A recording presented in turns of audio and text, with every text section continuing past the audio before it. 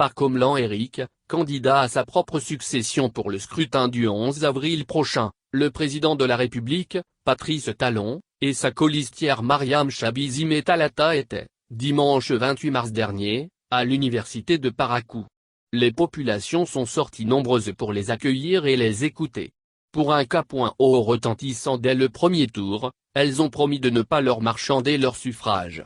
À l'université de Parakou où il était, dimanche 28 mars dernier, dans le cadre de la campagne électorale pour le scrutin du 11 avril prochain, le chef de l'État, Patrice Talon, a été rassuré de la continuité de la dynamique de développement qu'il a lancée depuis 2016.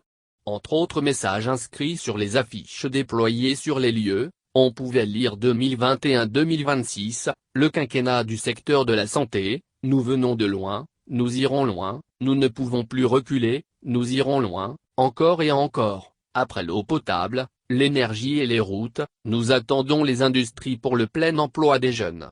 À travers leur grande mobilisation, les populations de la cité des Kobourou ont tenu à marquer leur engagement à ses côtés et de sa colistière Mariam Chabizi Talata, pour un second mandat dès le premier tour.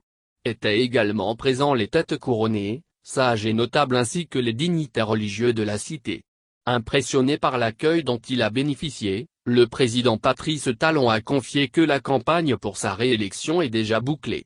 Aux populations de Parakou, dans le Borgou, tout comme celle de Kandi dans le département de la Liborie, qui était à l'honneur un peu plus tôt dans la matinée, le président Patrice Talon a présenté les grandes lignes du projet de société de son prochain quinquennat intitulé Le développement, ça y est.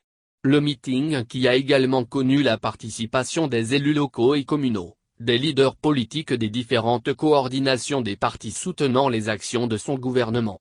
Démonstration de force. Le projet de société du duo Talon-Talata, a annoncé Patrice Talon, a inscrit comme une de ses préoccupations majeures la résolution de tous les problèmes de développement de la ville de Parakou. Ce qui permettra d'accélérer la modernisation de la mégalopole qu'elle constitue. S'agissant des étudiants, il a promis de leur accorder plus d'attention. Leur formation sera adaptée aux réalités et besoins du monde de l'emploi. Il s'agit de celles orientées vers un métier. Sur 100 enfants, 70 seront formés pour accéder à des métiers. Nous allons améliorer plus que nous ne l'avons fait, pour nos enseignants et nos étudiants, a insisté le candidat Patrice Talon. Son souhait est que les étudiants aient une meilleure appréciation de leurs enseignants. Les années qui sont passées, moi j'appelle ça de l'entraînement. Les 5 années à venir, ce sera de la démonstration de force, poursuivra-t-il. Avant le chef de l'État, c'est le recteur de l'université de Parakou, Prosper Gandao, qui a loué le pragmatisme et la sincérité qui caractérisent le gouvernement de la rupture, à travers le Bénin révélé. Il a indiqué, au nom de ses étudiants, de ses collègues enseignants et du personnel administratif de son université que l'on ne change pas une équipe qui gagne.